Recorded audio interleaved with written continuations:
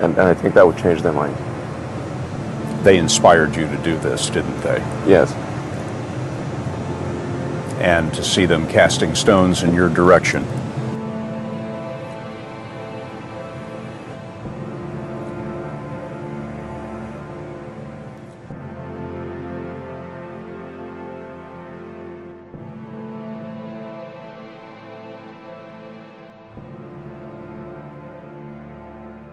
Critics say you can't do this. Your answer to them is, we've done it.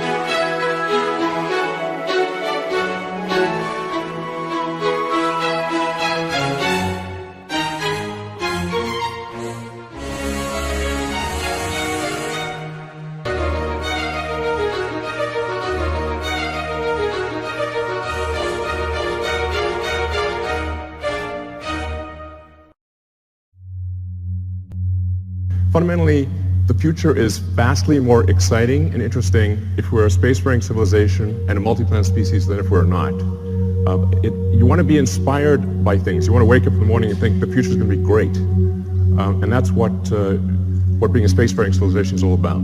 It's about believing in the future and thinking that the future will be better than the past. And I can't think of anything more exciting than going out there and being among the stars. This is the updated design for well, we're sort of searching for the right name, but the code name at least is BFR.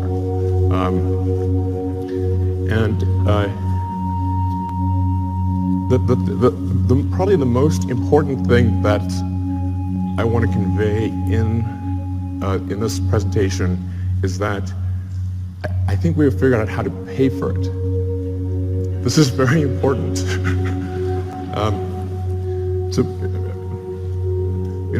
In last year's presentation, we're really searching for what the right way how do we pay for this thing? We went through various ideas, Kickstarter, collecting underpants. These didn't pan out. But now we think we've got a way to do it, which is to have a smaller vehicle, still pretty big, but one that can serve, one that can do everything that's needed in the greater Earth orbit activity. So essentially, we want to make our current vehicles redundant. We want to have one booster and ship that replaces Falcon 9, Falcon Heavy, and Dragon. So if we can do that, then all the resources that are used for Falcon 9 Heavy and Dragon can be applied to this system. So that's really fundamental. So let's see, what progress have we made in this direction? So last time you saw the giant tank, that's actually a 12-meter tank. And you can see the relative scale of it. It's 1,000 cubic meters of volume inside. That's actually more pressurized volume than an A380, just to put that into perspective. We developed a new carbon fiber matrix that's much stronger and more capable at cryo than anything before. And it holds 1,200 tons of liquid oxygen. So we tested it. So we successfully tested it up to its design pressure. And then went a little further. So we wanted to see where it would break. And we found out where it would break. It shot about 300 feet into the air and landed in the ocean. We fished it out, but we've now got a pretty good sense of what it takes to create a huge carbon fiber tank that can hold cryogenic liquid. That's actually extremely important for making a light spaceship. The next key element is on the engine side. We have to have an extremely efficient engine. So the Raptor engine will be the highest thrust-to-weight engine, we believe, of any engine of any kind ever made. We already have now 1,200 seconds of firing across 42 main engine tests. We fired it for 100 seconds. It could fire for much longer than 100 seconds. That's just the size of the test tanks. And then the duration of the firing you're seeing right now is about 40 seconds, which is the length of the firing for landing on Mars. The test engine currently operates at 200 atmospheres, 200 bar. The flight engine will be at 250 bar, and then we believe over time we could probably get that to a little over 300 bar. The next key element is propulsive landing. So in order to land on a place like the moon where there is no atmosphere, and certainly no runways, or to land on Mars where the atmosphere is too thin to land, even if there were runways to land with a wing, you really have to get propulsive landing perfect. So that's what we've been practicing with Falcon 9. So this is just a series of landing videos. I think these are quite mesmerizing. But we now have 16 successful landings in a row. And that's with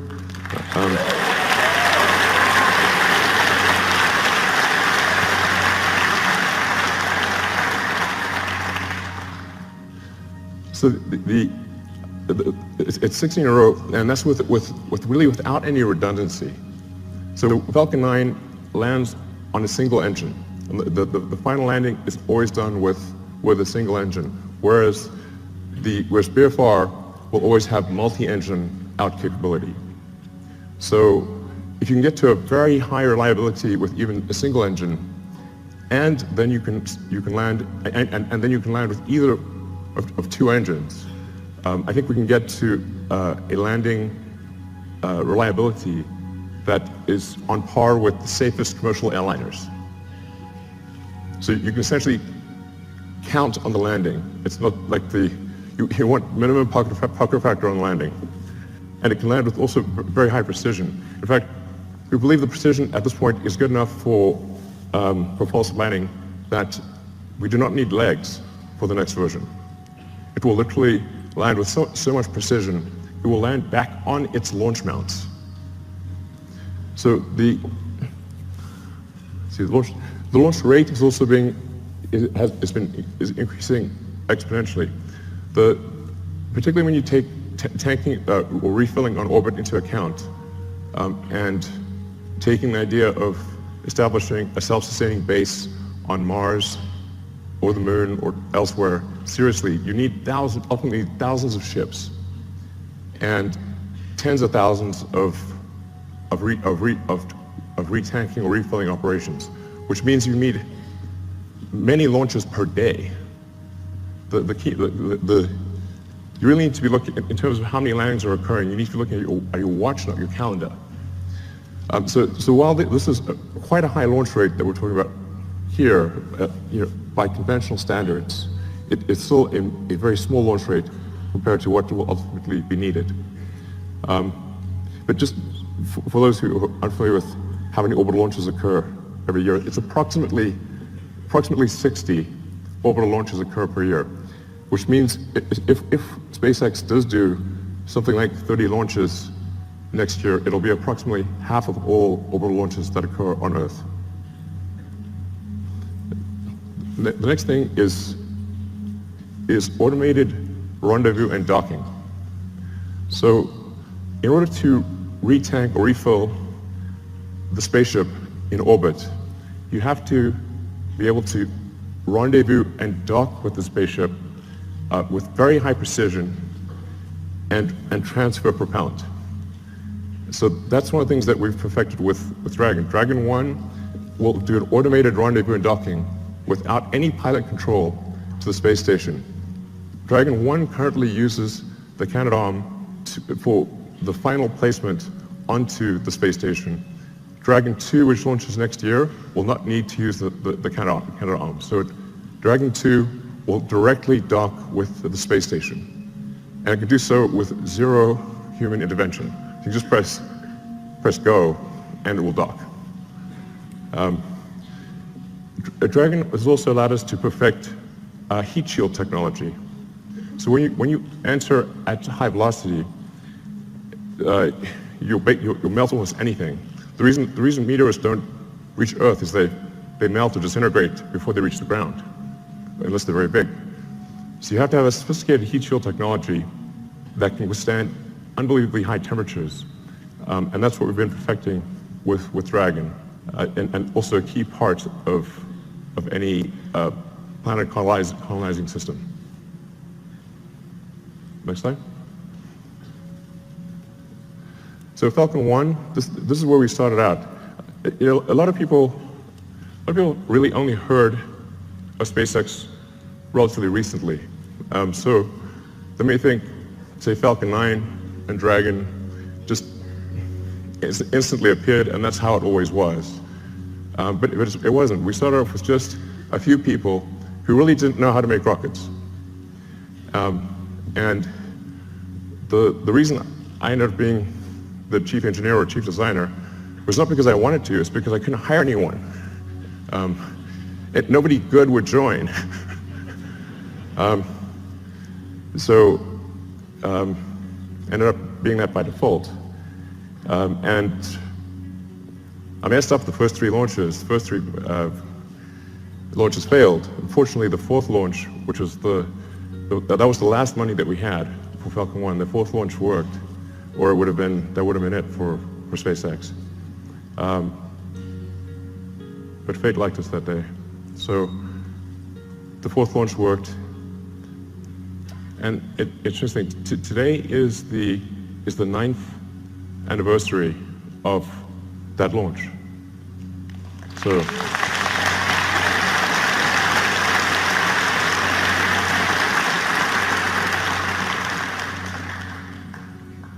I didn't realize that until I was told that just earlier today, but it's a very emotional day, actually. But Falcon 1 was quite a small rocket. When we're doing Falcon 1, we're really trying to figure out what is the smallest useful payload that we could get to orbit. I thought, okay, something around half a ton to orbit would be able to launch, that can launch a decent-sized small satellite to low Earth orbit, and that's why we sized Falcon 1. But it's really quite small compared to Falcon 9. So Falcon 9, particularly when you factor in payload, Falcon 9 is many times more, it's sort of on the order of 30 times more payload than Falcon 1. And Falcon 9 has reuse of the primary booster, which is the most expensive part of the rocket, and hopefully soon reuse of the fairing, the big nose cone at the front. So we think we can probably get to something like somewhere between 70 and 80% reusability with the Falcon 9 system. And hopefully towards the end of this year we'll be launching Falcon Heavy, which Falcon Heavy ended up being a much more complex program than we thought. It sounds easy. Let's show Falcon Heavy actually. It sounds like it should be easy because it's 2 first stages of Falcon 9 strapped on as boosters. It's actually not. We had to redesign almost everything except the upper stage in order to take the increased loads. So Falcon Heavy ended up being much more a new vehicle than we realized. So it took us a lot longer to get it done. But the boosters have all now been tested and they're on their way to the Cape Canaveral. And we are now beginning serious development of BFR. So you can see that the payload difference is quite dramatic. BFR in fully reusable configuration, without any orbital refueling, we expect to have a payload capability of 150 tons to low Earth orbit. So, and that compares to about 30 for Falcon Heavy, which is partially reusable. Where this really makes a tremendous difference is in the cost, which I'll come to in some of the later slides. So let's go to the next slide. And by the way, so with BFR, you can get a sense of scale by looking at the tiny person there. It's really quite a big vehicle. Main body diameter is about 9 meters or 30 feet. And it consists of, the booster is lifted by 31 Raptor engines that produce a thrust of about 5,400 tons, lifting a 4,400 ton vehicle straight up.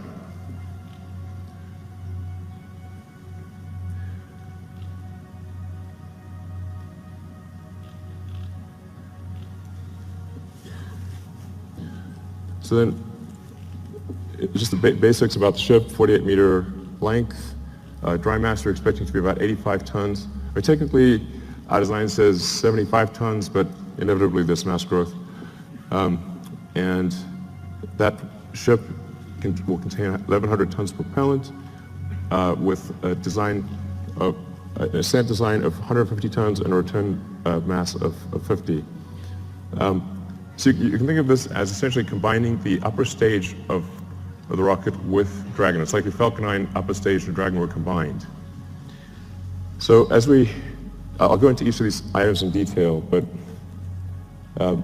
you've got obviously the engine section in the rear, the propellant tanks in the middle, and then a large payload bay in the front. And that payload bay is actually 8 stories tall. In fact, you can fit a whole stack of Falcon 1 rockets in the payload bay. Compared to the design I showed last time, you'll see that there is a small delta wing at the back of the rocket. The reason for that is in order to expand the mission envelope of the, of the BFR spaceship. Depending on whether you're landing or you're entering.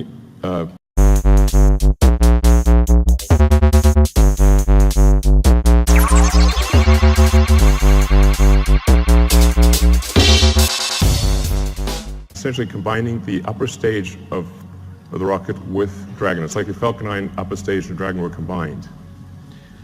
So I'll go into each of these items in detail, but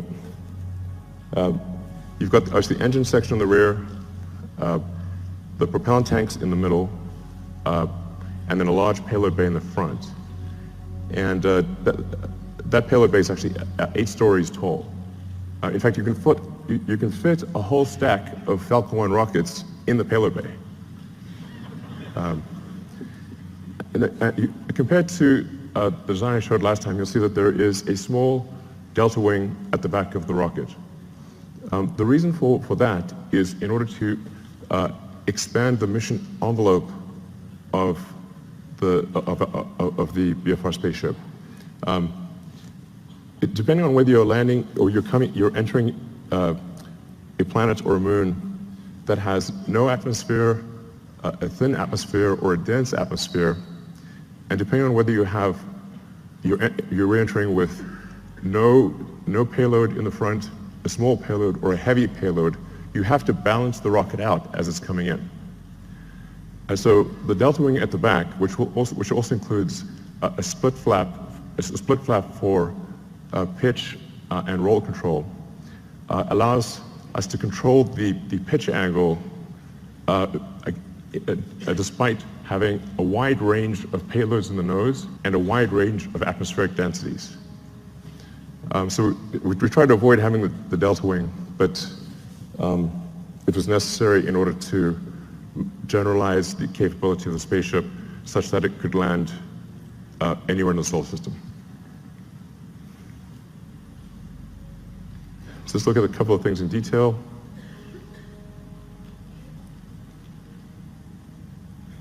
So the cargo area has a pressurized volume of 825 cubic meters. This also is greater than the pressurized area of an A380. So really is capable of carrying a tremendous amount of payload. In a Mars transit configuration, since you'd be taking 3 months in a really good scenario, but maybe as much as 6 months, some number of months, single digit months, you probably want a cabin, not just a seat. So the Mars transit configuration consists of 40 cabins, and it sort of depends on, you could conceivably have 5 or 6 people per cabin if you really want to cram people in. But I think mostly we would expect to see 2 to 3 people per cabin. And so normally about 100 people per flight to Mars. And then there's a central storage area, galley, and a solar storm shelter, entertainment area, and I think probably a good situation for at least BFR version 1. Then going to the main body of the vehicle, the center body area.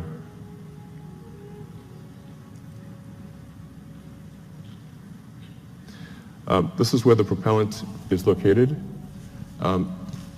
And this is subcooled methane and oxygen.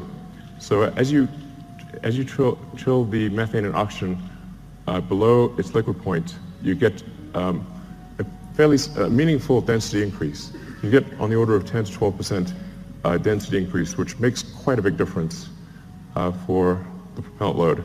So we're expecting to carry 240 tons of CH4 and 860 tons of oxygen.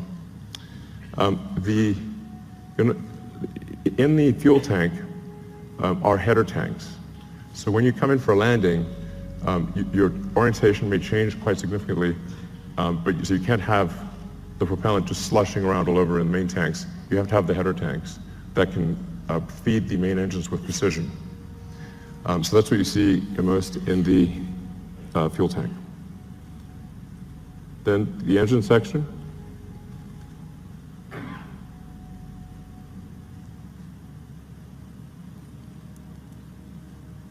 So the ship engine section consists of four vacuum Raptor engines and 2 sea level engines. So all 6 engines are capable of gimbaling. The engines with the high expansion ratio have a relatively smaller gimbal area or gimbal range and a slower gimbal rate. The 2 center engines have a very high gimbal range and can gimbal very quickly. And you can land the ship with either one of the 2 center engines. So when you come in for a landing, it will light both engines, but if one of the center engines fails at any point, it will be able to land successfully with the other engine. And then within each engine, there's a great deal of redundancy. So we want the landing risk to be as close to zero as possible. And there's some basic stats about the engines. The sea level engines are about a 330 ISP at sea level. The alpha stage engine is 375.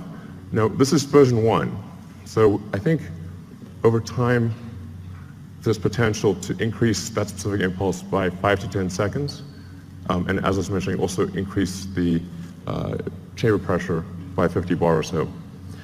And then for refilling, where you just saw the two ships would actually mate at the rear section. They would use the same mating interface that they used to connect to the booster on liftoff. So we'd reuse that mating interface and reuse the propellant fill lines that are used when the booster is, when the ship is on the booster. And then to transfer propellant, it becomes very simple. Use control thrusters to accelerate in the direction that you want to empty. So, if you accelerate in this direction, propellant goes that way, and you transfer the propellant very easily into from the tanker to the ship. So going to rocket capability. This gives you sort of a rough sense of rocket capability, starting off at the low end with the Falcon 1 at a half-ton, and then going up to BFR at 150. So I think it's important to note that the BFR has more capability than Saturn V, even with full reusability. But here's the really important fundamental point. Let's look at the launch cost.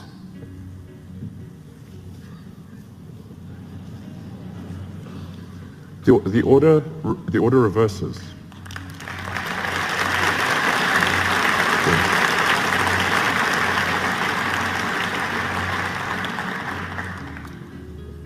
Now, at first glance, this may seem ridiculous, but it's not. The same is true of aircraft. If you bought, say, a small single-engine turboprop aircraft, that would be $1.5 to $2 million. To charter a 747 from California to Australia is $500,000, there and back. The single-engine turboprop can't even get to Australia. So a fully reusable system, a fully reusable giant aircraft like a 747 costs a third as much as an expendable tiny aircraft. In one case, you have to build an entire aircraft. In the other case, you just have to refuel something. So it's really crazy that we build these sophisticated rockets and then crash them every time we fly. This is mad. This is I can't emphasize how profound this is and how important reusability is. And often I'll be told, but you could get more payload if you made it expendable. I say, yes, you could also get more payload from an aircraft if you got rid of the landing gear and the flaps and just parachute it out when you got to your destination. But that would be crazy and you would sell 0 aircraft. So reusability is absolutely fundamental. Now I want to talk about the value of orbital refilling. This is also extremely important. So if you just fly BFR to orbit and don't do any refilling, it's pretty good. You'll get 150 tons to low Earth orbit and have no fuel to go anywhere else. However, if you send up tankers and refill in orbit, you can refill the tanks all the way to the top and get 150 tons all the way to Mars. And if the tanker has high reuse capability, then you're just paying for the cost of propellant. And the cost of oxygen is extremely low, and the cost of methane is extremely low. So if that's all you're dealing with, the cost of refilling your spaceship on orbit is tiny, and you can get 150 tons all the way to Mars. So automated rendezvous and docking and refilling, absolutely fundamental. So then getting back to the question of how do we pay for this system, this was really, I said, quite a profound, I wouldn't call it a breakthrough, but realization that if we can build a system that cannibalizes our own products, makes our own products redundant, then all of the resources, which are quite enormous, that are used for Falcon 9 Heavy and Dragon, can be applied to one system. Some of our customers are conservative, and they want to see BFR fly several times before they're comfortable launching on it. So what we plan to do is to build ahead and have a stock of Falcon 9 and Dragon vehicles, so that customers can be comfortable. If they want to use the old rocket, the old spacecraft, they can do that, because we'll have a bunch in stock. But all of our resources will then turn towards building BFR. And we believe that we can do this with the revenue that we receive for launching satellites and for servicing the space station. So going to the satellites portion, the size of this being a 9-meter diameter vehicle is a huge enabler for new satellites. We can actually send something that is almost 9 meters in diameter to orbit. So for example, if you want to do a new Hubble, you could send a mirror that has 10 times the surface area of the current Hubble as a single unit. It doesn't have to unfold or anything. And or you can send a large number of small satellites. You can do whatever you like. You can actually also go around and, if you wanted to collect old satellites or clean up space debris, you can just use the sort of chomper over there and go around and collect satellites or collect space debris if you want. So that may be something we have to do in the future. But that fairing would open up and retract and come back down. So it enables launching of Earth satellites that are significantly larger than anything we've done before, or significantly more satellites at a time than anything that's been done before. It's also intended to be able to service the space station.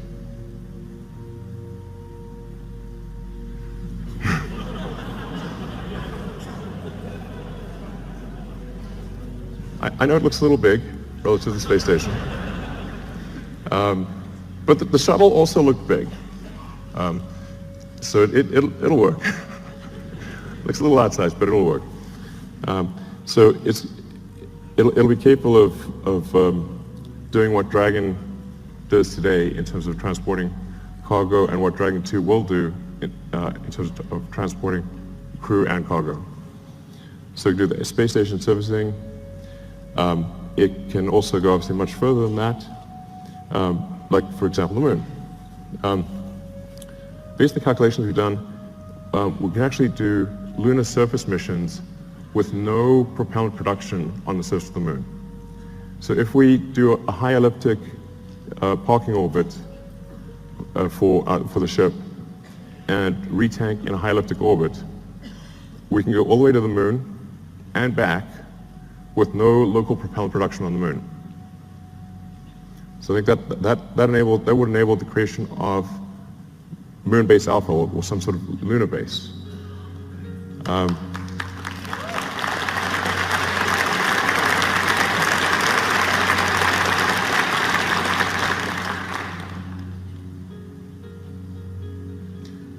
Yeah, it's quite captivating.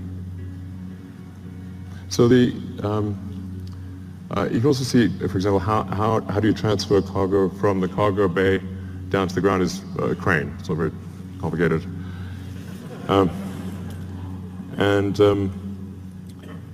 Yeah, but so this will enable the creation of a lunar base. And it's 2017. I mean, we should have a lunar base by now. What the hell's going on?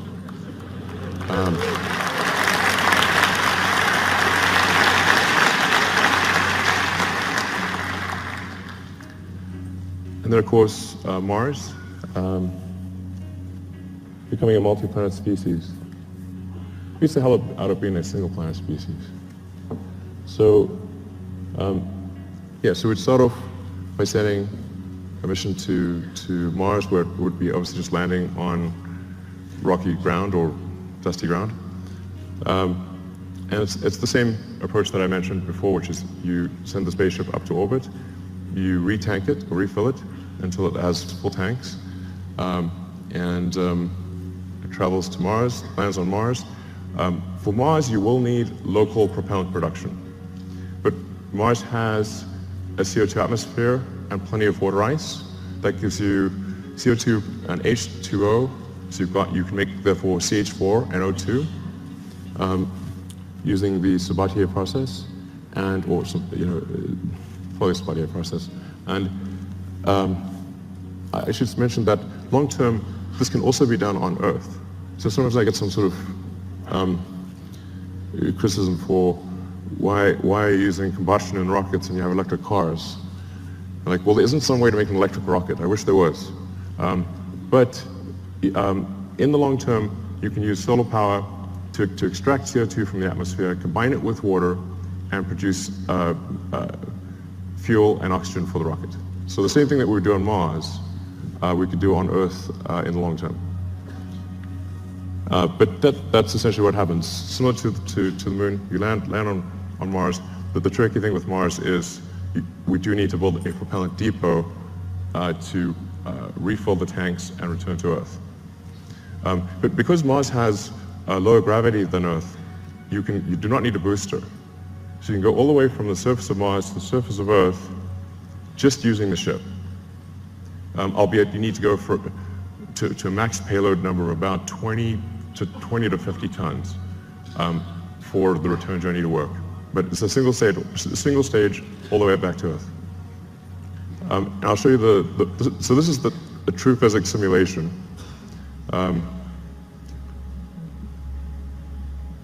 This will last about a minute.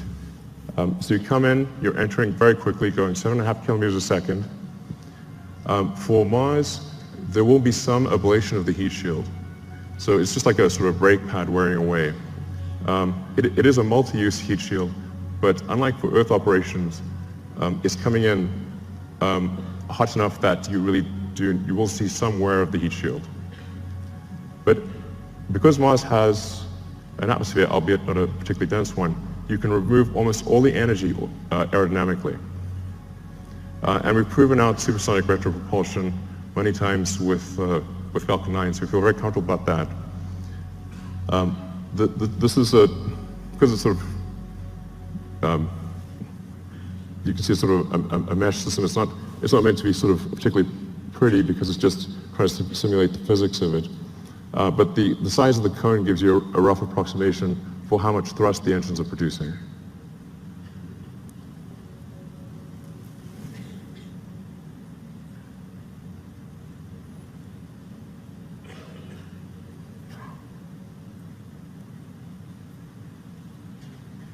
That's not a typo. Although it is aspirational. So we've already started building the system. The tooling for the main tanks has been ordered. The facility is being built. We will start construction of the first ship around the second quarter of next year, so in about 6 to 9 months, we should start building the first ship. I feel fairly confident that we can complete the ship and be ready for launch in about 5 years. 5 years seems like a long time to me.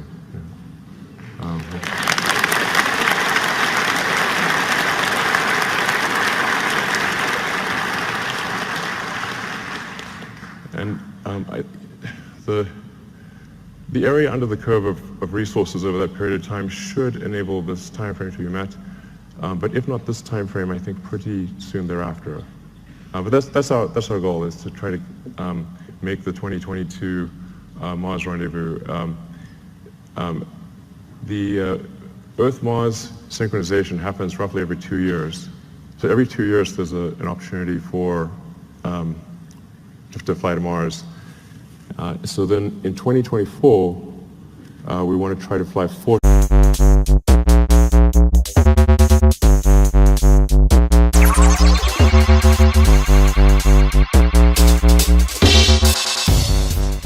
ship.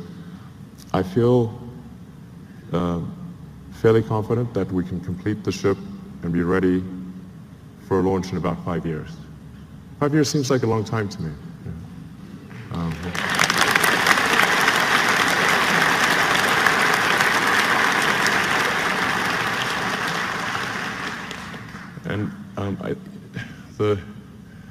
The area under the curve of resources over that period of time should enable this time frame to be met.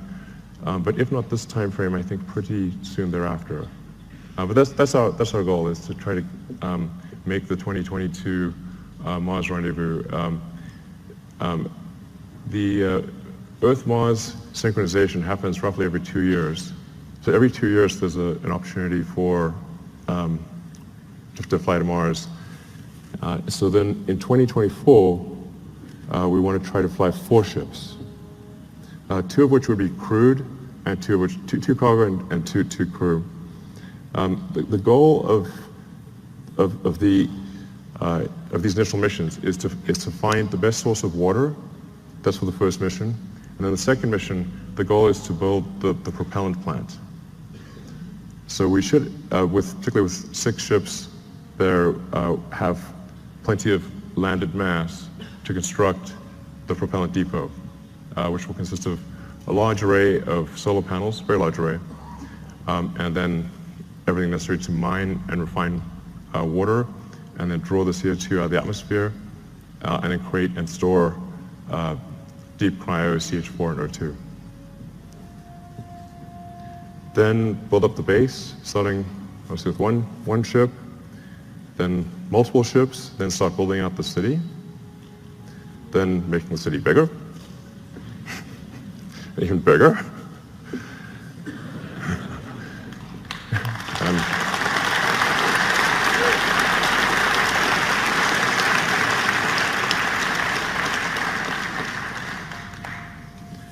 And over time, terraforming Mars and making it really a nice place to be.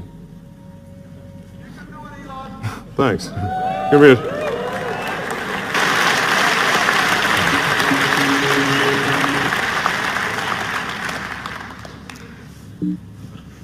Mountain. So